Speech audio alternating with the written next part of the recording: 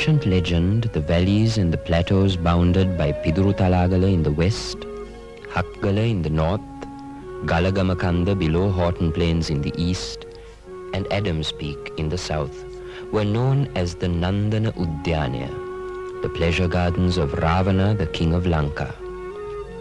Located at over 6,000 feet above sea level, this area has a number of plateaux, including the Moon Plains and the Sita Elia Plains around Nuerelia, the Elk Plains above them, and the highest of them all, the Horton Plains. Legend has it that these plains were created by Hanuman, the monkey god, to whom Rama, the hero of the Indian epic the Ramayana, had turned for help. In his efforts to help Rama free his wife Sita, held in captivity in these mountain fastnesses by Ravana, Hanuman had set fire to the forests, turning them to grassland. The clefts and the streams are said to be the furrows of Rama's arrows.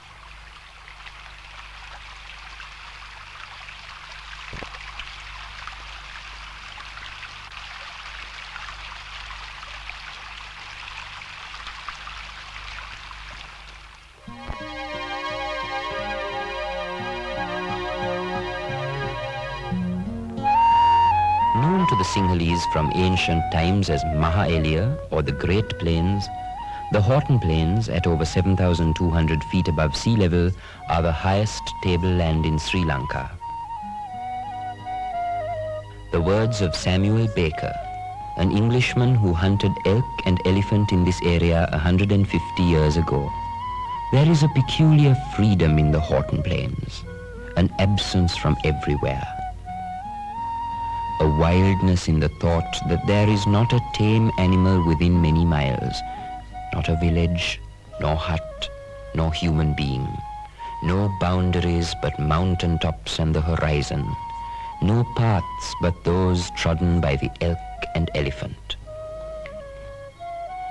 Here there is a sense of being on top of everything.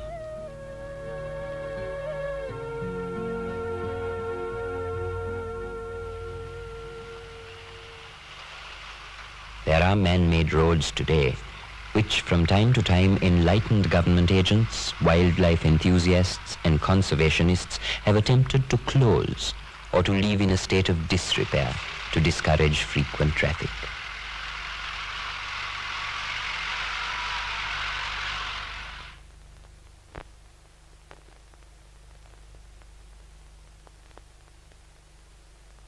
Less than 100 years ago, in his manual of the Nuerelia district, the British civil servant Le Measurer reported that all the country now comprising the planting district, which had been one unbroken stretch of magnificent forest land, is now a vast field of tea, coffee, and cinchona.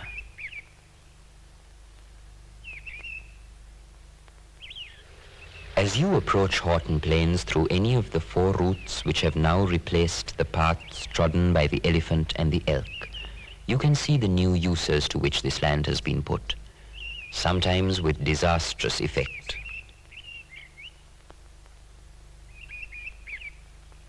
The road from Agrapatana and Diyagama climbs through tea plantations and the exotic pasture lands of Bopatalava, which support herds of a rare breed of cattle.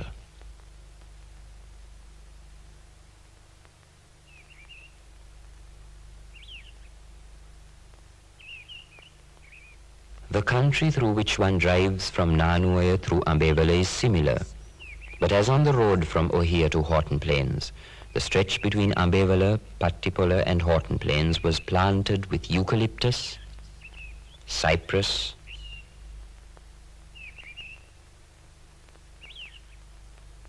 and pinus to feed steam engines and tea factories, and in more recent years for railway sleepers, telegraph posts and wood pulp.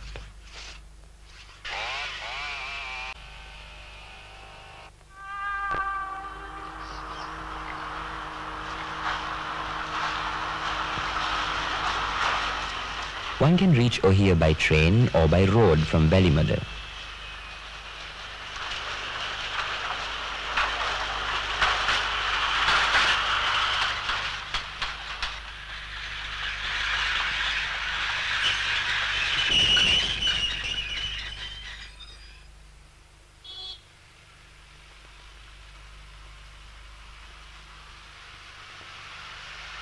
A more interesting route to Ohia takes the intrepid motorist up the Devil's Staircase from the Udaveri estate.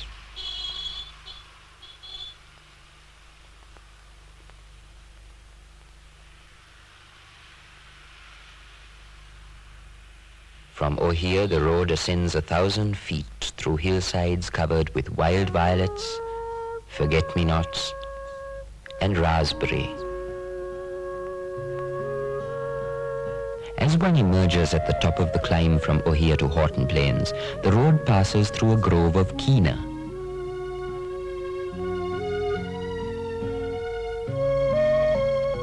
With its canopy flattened by the strong winds that buffet this region, the kina stands as a symbol of survival on Horton Plains.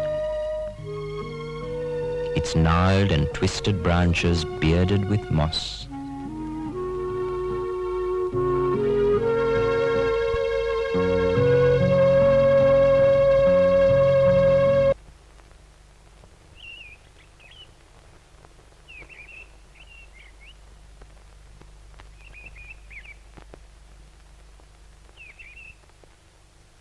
The Horton Plains undergo seasonal changes more extensive than in other parts of the country. From the clear sky and warm days of February and April to the wet and windy months of August and October, and the cold days of December to January, when the plains are covered by hoarfrost, which yields a sizable snowball for homesick visitors from snowbound lands.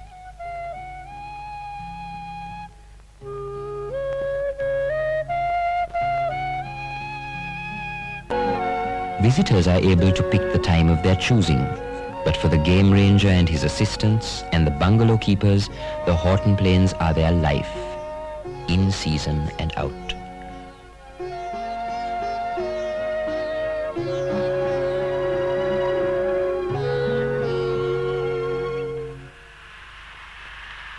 Regular contact with the outside world is on weekends and public holidays, when a bus lumbers up from Ohia.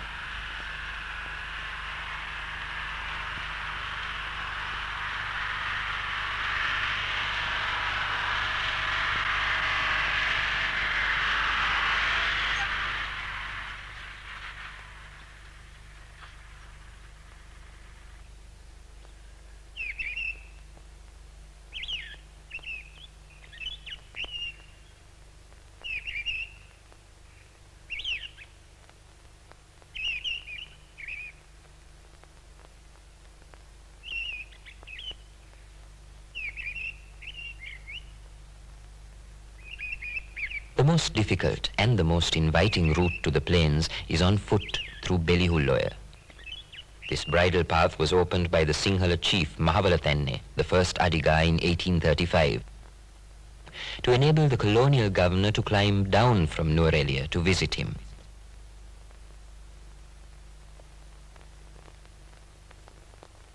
An ascent of 5,000 feet takes one through hillsides since planted up in tea, along the Belihulloya, which rising in Totupolakanda plunges through the tangled brakes and murky forests of the mountain walls of Ravana's garden.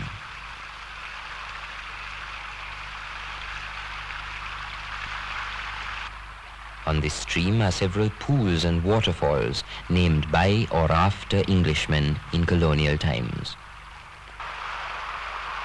Among them, the native name is retained by the Galagama Falls,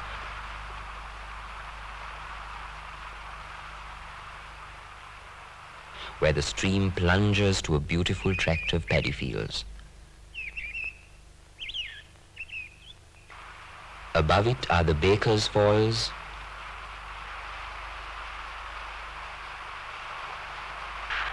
the Gempit Falls, where Thomas Farr once spotted an otter flashing through the shallows,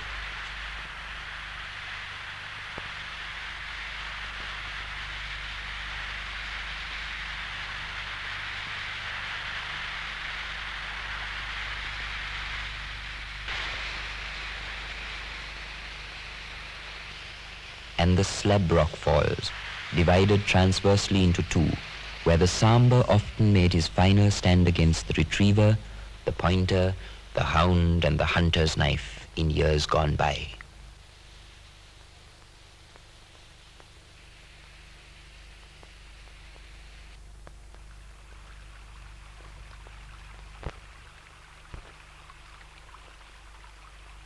The river is also studded with pools, such as the Diamond Pool and the Governor's Pool, which British planters stocked with brown and rainbow trout 100 years ago.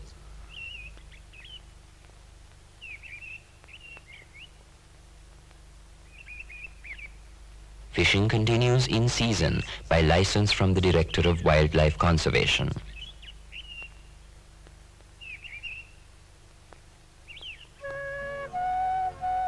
A hunting cottage named after Thomas Farr continues to provide lodging for the overnight visitor.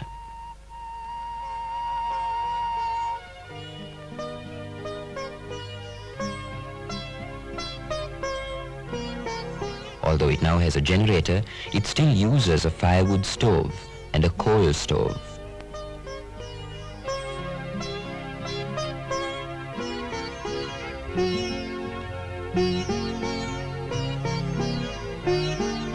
On a cold evening, the visitor can enjoy the luxury of a glass of brandy or a cup of tea beside an open hearth.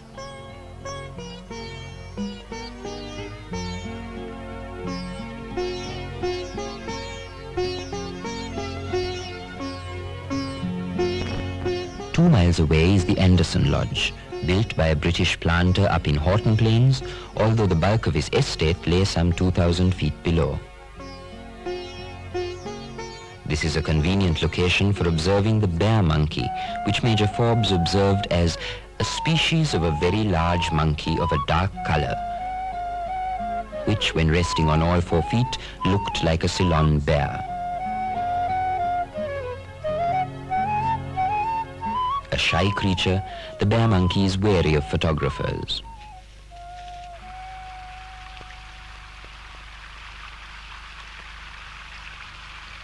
Hard by this lodge are the headwaters of a river which cascades down the Bambarakanda Falls 30 miles away, at the highest waterfall in Sri Lanka.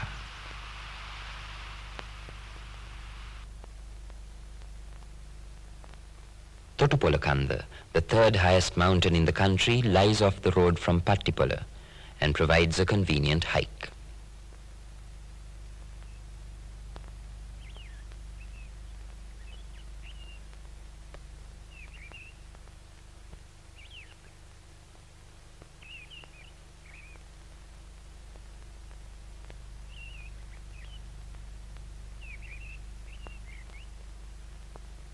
A more strenuous hike of some 7 miles from Farin takes one up Kirigalpotta, the second highest mountain in Sri Lanka. Here one walks up through the elfin forest, and on it rests the tombstone of an Englishman who desired to be buried there. The Bogavantalawa Oya, which flows into the Kalani Ganga, and the Agra Oya, which flows into the Mahavali Ganga, originate on this mountain.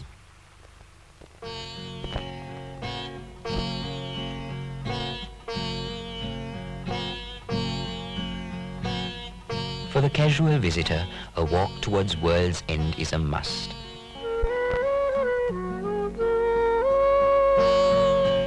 It's a short walk, but takes you through a jungle which attacks your senses with its myriad hues of green, the occasional head of scarlet bloom of the rhododendron, while the Nelu plant is everywhere.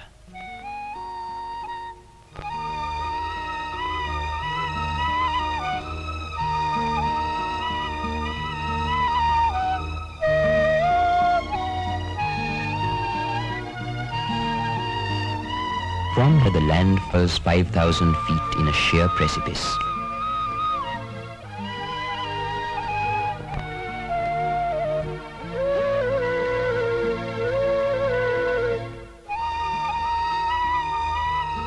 On a clear day, you can see the Hambegamo Reservoir to the east, and far away to the southwest, the reservoirs of Udavalave and Chandrika Weber, beyond which lies the Indian Ocean off the coast of Ambalantota.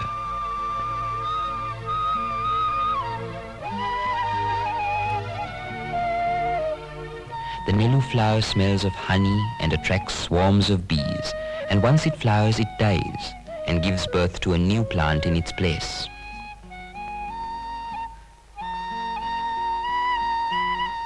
flowers but once in its 8th, 10th or 12th year.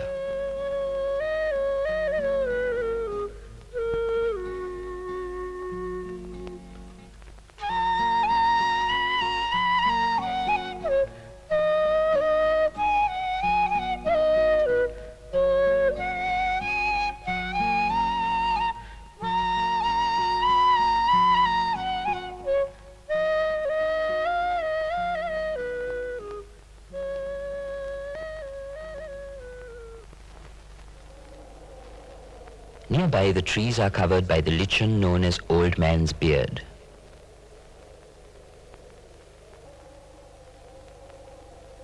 The plains are covered by varieties of grass, of which the dominant species is endemic to these plains. The grasslands are dotted with the leathery leaves and the bright red of the asoka flower, and the flower of the Naga Meru Ale, which is said to have aphrodisiac properties. The green and gold of the dwarf bamboo points out the streams which wind through these plains.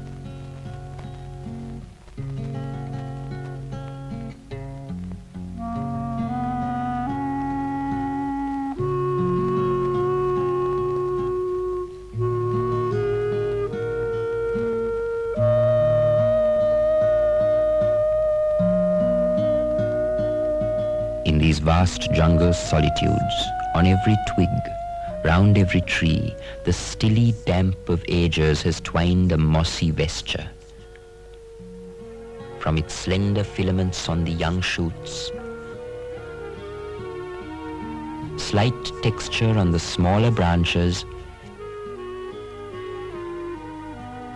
and heavy folds enveloping the parent stem of forest patriarchs, we learn how time, undisturbed by tempest, has woven the solemn drapery of this silent region.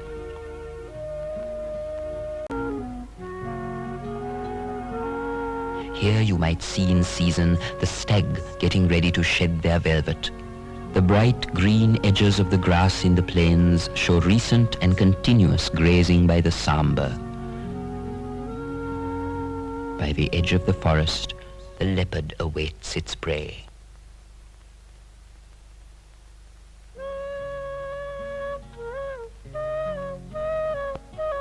You might come upon coveys of jungle fowl,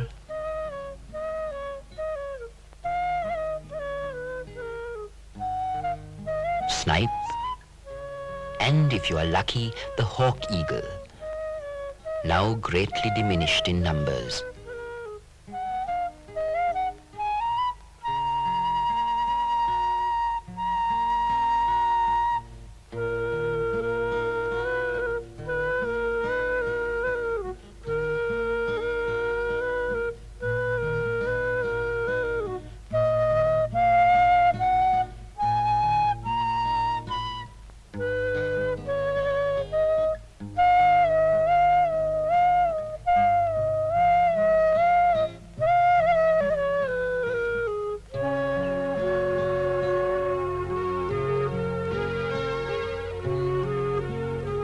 These open patches in the jungle were used as a midday bivouac by the herds of elephant who roamed these plains up to 50 years ago.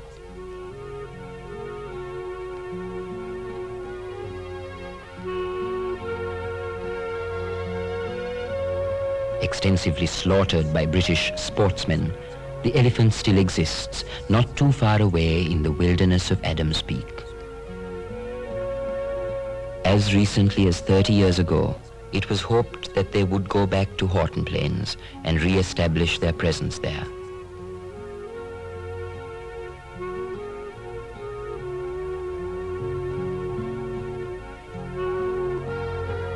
It is still possible that this will come to pass.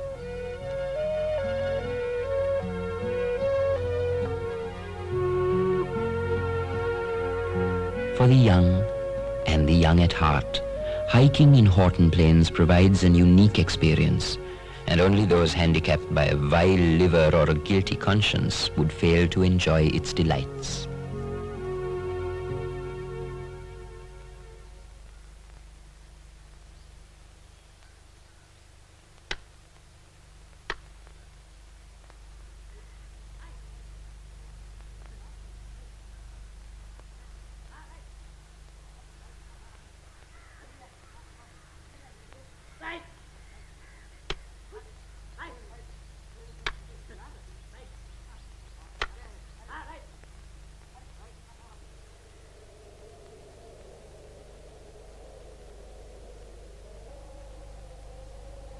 Until the advent of the colonial enterprise, this region was maintained by the Sinhalese kings as what we would call today a strict natural reserve.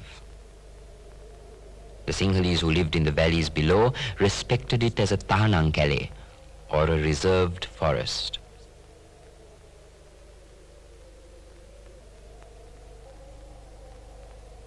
"150 years ago, there remained only the faint traces here of the temporary residence of fugitive princes. Queen Dona Katharina retreated for a short period to Nuerelia in 1635.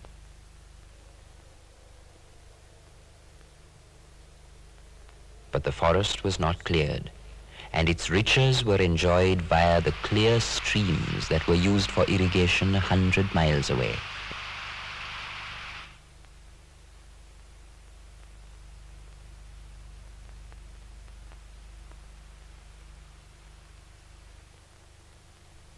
Today we see these rivers after they have traversed the vast areas cleared for the cultivation of tea, brick red with the topsoil, making their sluggish way down to choke the reservoir and silt up the paddy fields on their passage down to the sea.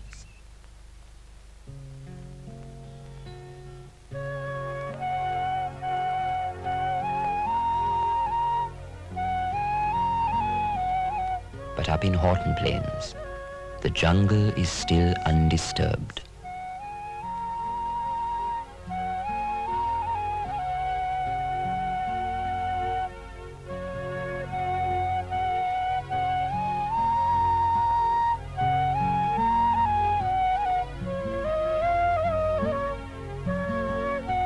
The grassland provides pasture for the sambar and rootings for the wild boar.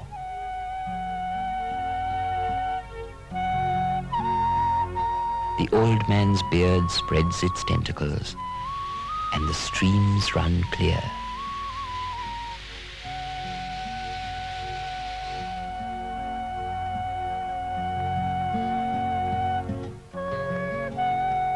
And that is why, for us in Sri Lanka, where the world ends is where our life begins.